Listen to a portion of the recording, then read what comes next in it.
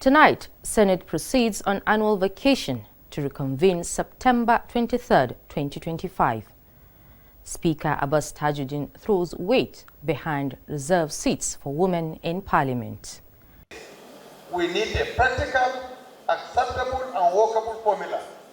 Plus, Cano State House of Assembly moves to tackle maternal child mortality. To avoid unnecessary referral of maternal cases to other facilities.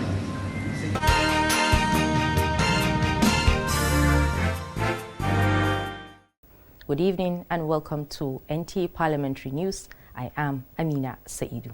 The Nigerian Senate has commenced its annual vacation. During plenary this Thursday, President of the Senate, Godswill Akpabio, directs committees to set up oversight, which is a crucial component of the legislative responsibility. The Senate is to reconvene on Tuesday, 23rd September 2025. Before proceeding on its annual vacation, senators in the Red Chamber paid heartfelt tributes to the late former President Muhammadu Buhari as they recalled unforgettable moments that shaped their political and personal relationships with the deceased. This was during the special session to honor the former president, sequel to a motion from the Senate leader, Senator Opeyemi Bamidele. In the course of his administration, he adopted a very strict approach to governance, with a strong emphasis on discipline, anti-corruption, and economic recovery through what became known as the war against indiscipline. President Buhari was a man of integrity, a highly principled person. I headed up as chairman of the All Progressive Congress with President Buhari as the overall leader. I have very fond memories of his unyielding commitment and his belief that Nigeria must remain one. The late former president was not corrupt and remained incorruptible. His dedication to the rule of law and democratic principle is a testament to his character. The eulogy was laced with anecdotes highlighting the legacies and impacts of the late leader, who ruled as both military head of state and a two-term democratically elected president. We achieved a stability in the relationship between the legislature here in that period and the executive arm of government that enabled us to pass many critical and crucial legislations, and for the president to assent to many bills than any previous president from 1999 in the last 4 years that we had with him. I also disagreed on his failure to restructure the country. But Buhari, at all of our meetings, showed innate decency and discipline. He fought a lot of battles, particularly the bourgeois, for the masses. But unfortunately, the people he jailed in 1983 later came back in full force to frustrate most of his policies during a civilian era.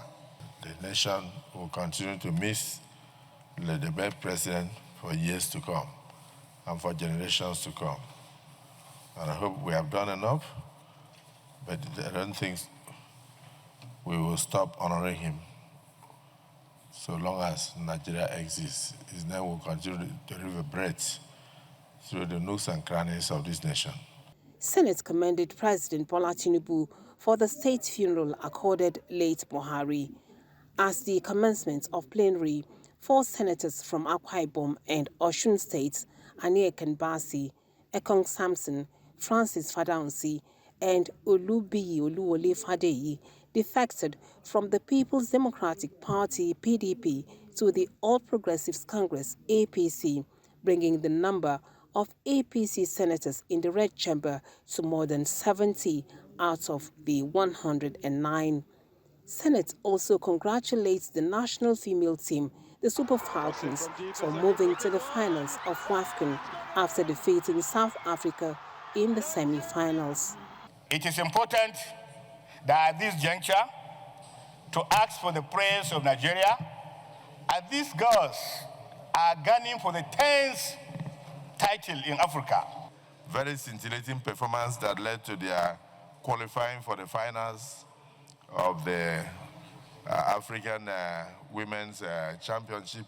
Meanwhile, Senate Committee on Local Contents has warned both oil and gas and other companies operating in Nigeria that government will no longer fold its arms and allow entities shortchange the system by non-compliance with extant laws at the detriment of citizens. We are starting with investigating abuse of expatriate quotas. We will make significant milestones to at least rescue sufficient amount of jobs for our people. It warns that infractions will henceforth be sanctioned. From the National Assembly, Lami Ali, NTA News. The Speaker of the House of Representatives, Abbas Tajuddin, has emphasized the importance of confronting practical realities in the push for women's political representation. This was during the She Represents Town Hall Strategic Roundtable on the reserved seats for women bill, organized by the House of Representatives in partnership with Conrad Adeno Stiftung Foundation. The report. The event brought together a spectrum of stakeholders, including women leaders, civil society organizations, advocacy groups, and development partners engaging in meaningful dialogue on the legislative efforts to advance the bill. The Speaker noted that empowering women brings unique perspectives, values, and leadership skills vital for effective governance. We need a practical, acceptable, and workable formula that allows women to utilize existing campaign structures for governorship, Senate, and other elections. Let me restate the philosophy behind all this. The presence of more women in the legislative chamber is not charity. It is an investment in quality lawmaking. Our demands are clear and credible. We seek inclusion in decision-making to shape resilient communities, to address issues that impact women and children. Let us challenge ourselves to think creatively, act boldly, and collaborate effectively. Together, we can pave the way for a future where women are not just represented, but are leaders in decision-making processes. Discussions focus on promoting women's representation in the Nigerian Parliament through the Reserved Seat Bill, understanding the reserved seats for women bill, and media advocacy strategy. This bill has come to address so many things that have been troubling us, and it is possible for us to be able to address it without bloating the economy, without taking anybody's seat, without threatening anybody. And this bill is critical because it speaks to the soul of Nigerian democracy. When women are at the table, budget reflects the need of families.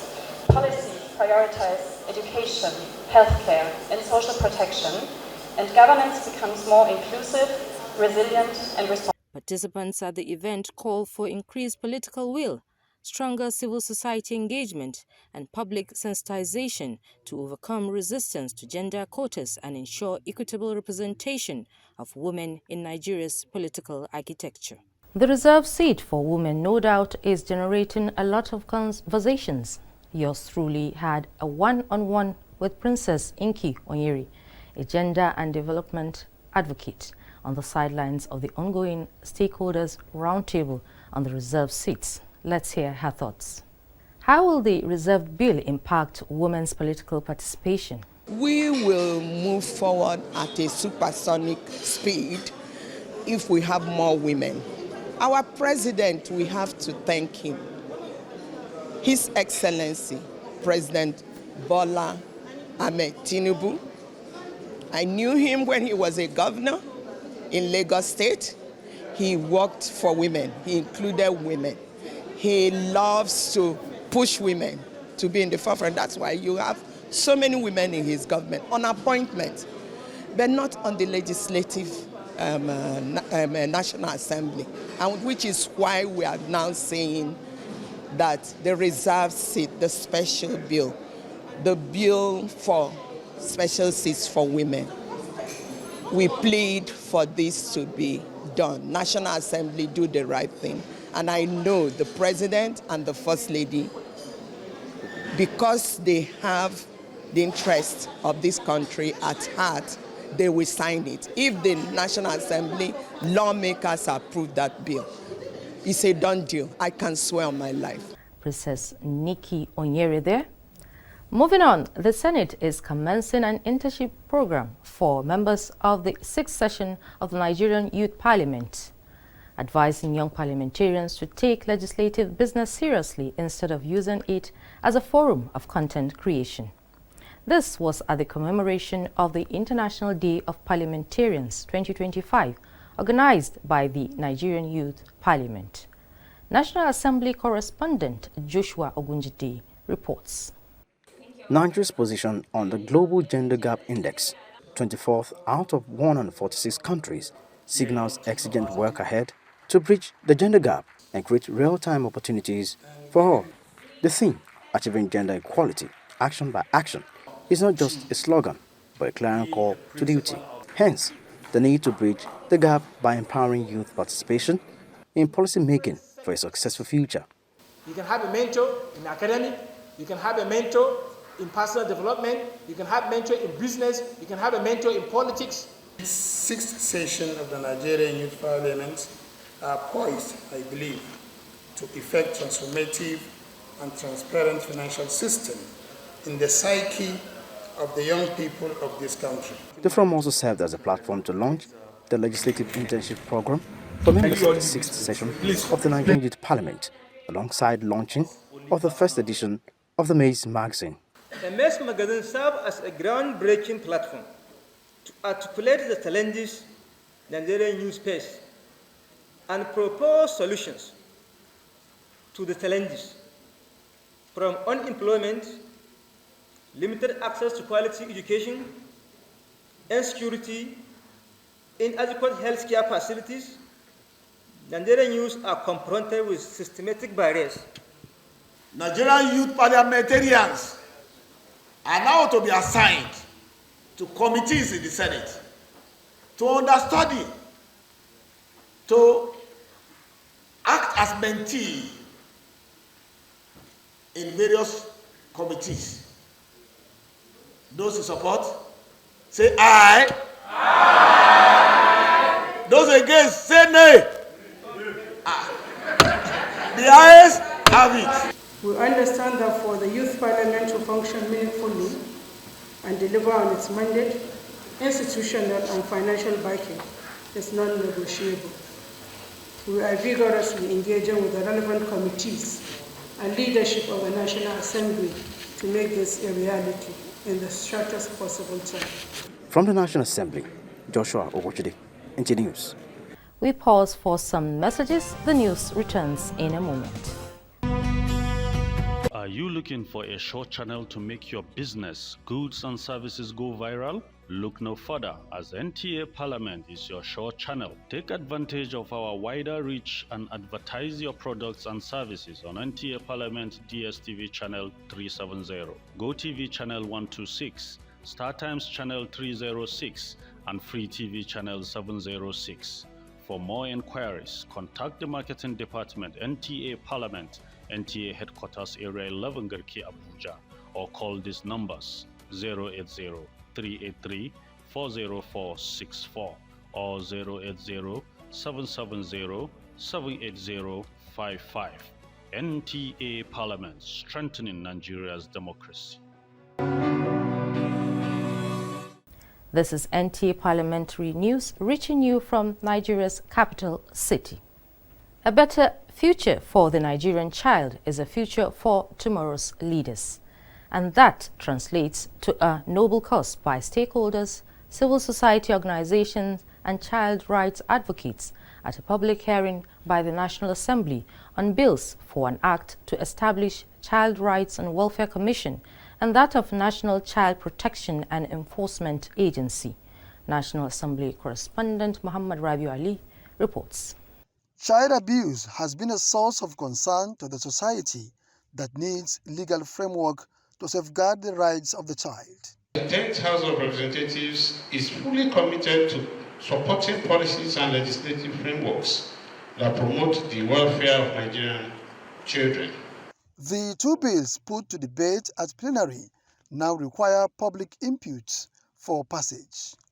What is missing is a dedicated institution, a commission, an agency, fully empowered and resourced to ensure that these rights are protected and practiced, not just on papers. We urge that the bill being consolidated should include decentralizing child protection through state and local units. We recommend the addition of a representative of Federal Minister of Health as a member of the governing board of the commission, and also we recommend a gender balance in the composition of both commission and agency to ensure that perspectives of women and mothers are adequately represented at all levels of the child protection. Nigerian Immigration Service, as the lead agency in border security, holds a vital mandate in protecting children who are moved across borders, whether lawfully or unlawfully, and ensuring that Nigeria is not a source, transit, or destination country for smuggling of children,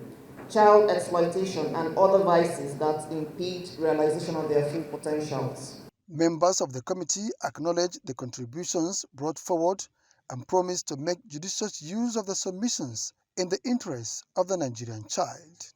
Time has come when we take the interest of the child as priority.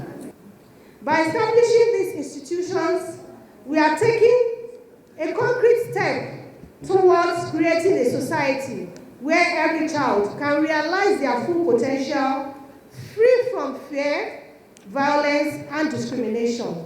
The committee is expected to report back to the plenary for further action. From the National Assembly, Muhammad Rabiu Ali, NTA News. In a related development, Cano State House of Assembly has considered a motion for the establishment of a community midwifery school in Kiru local government area, sponsored by Representative Usman Tasu Abubakar. This is part of efforts to curb maternal and neonatal deaths while strengthening healthcare system, especially in rural communities.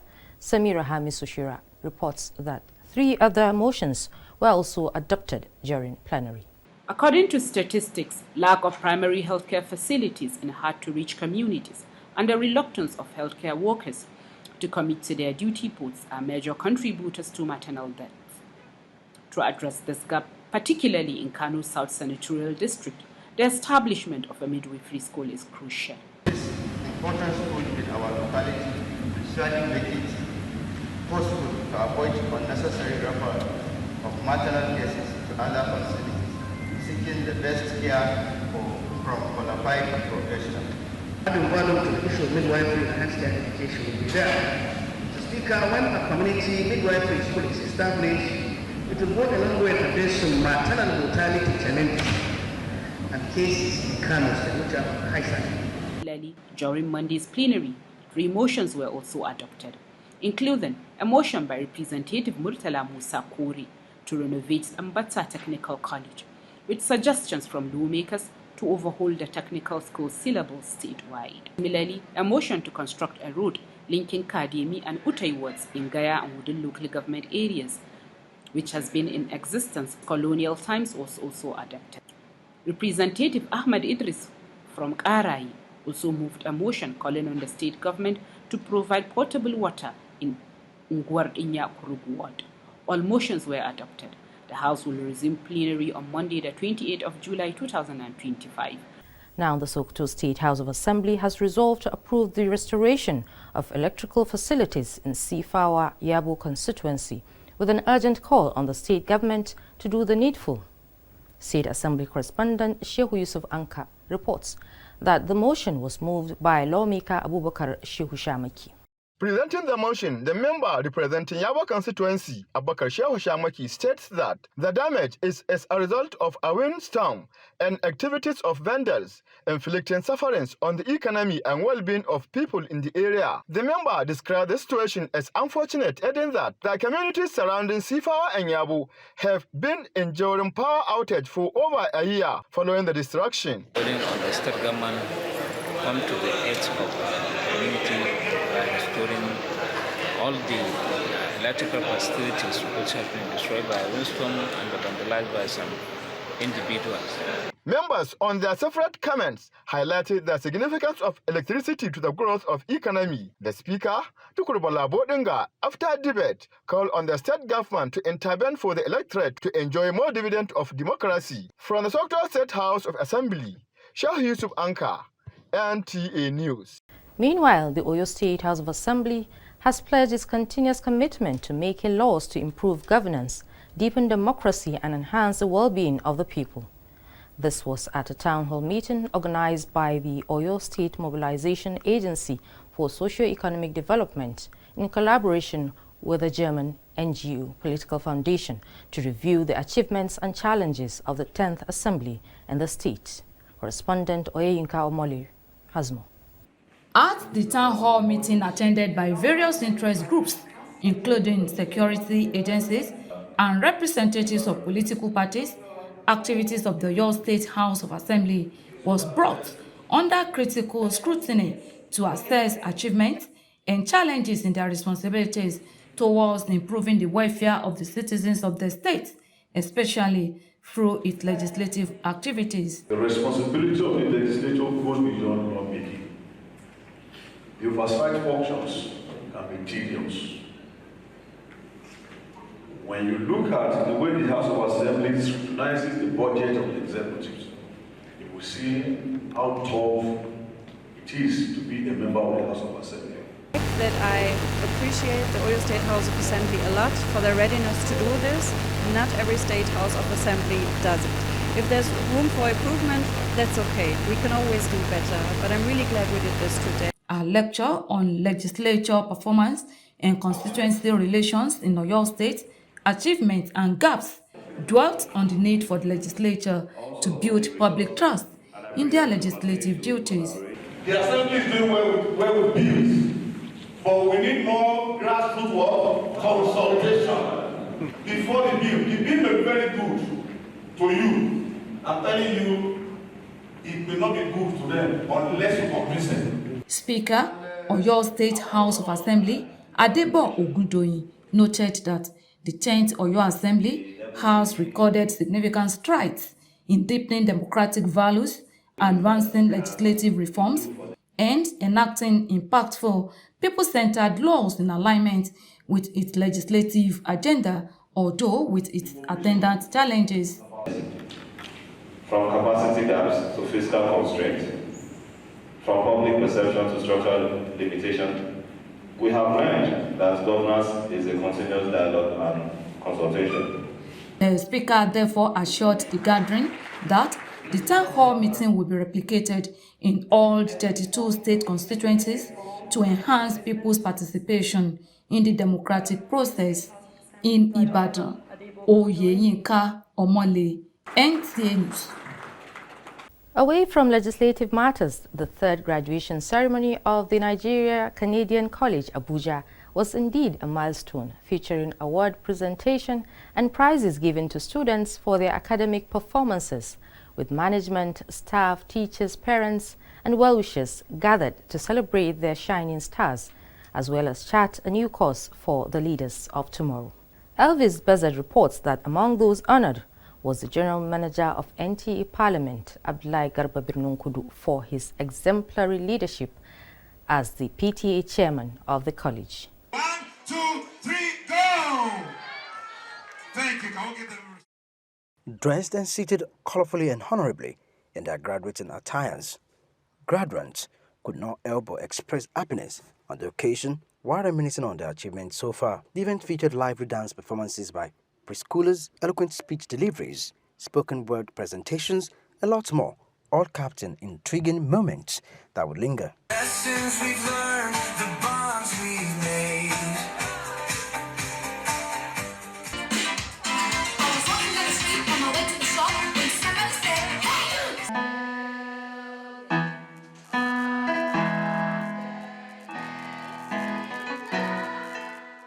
The chairman and other guests congratulated the graduates as well as pupils who were awarded for various academic performances, while encouraging other students to strive to excel in their academic pursuit. And standing on the protocol of certification of candidates, I hereby confirm the graduation of 6 early years students, 7 elementary school students, and 5 senior secondary school students.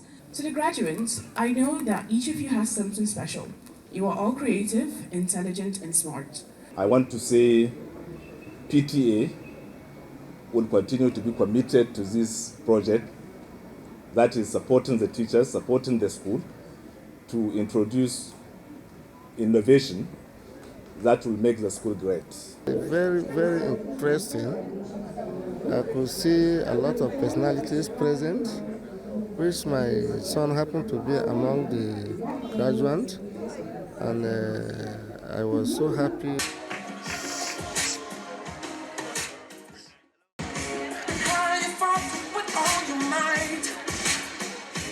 Some graduates and recipients of awards said they were inspired not to relent in giving their best while thanking the school for its impact in their lives. Fellow graduating champions, today is a significant moment for those of us transitioning from nursery to primary school.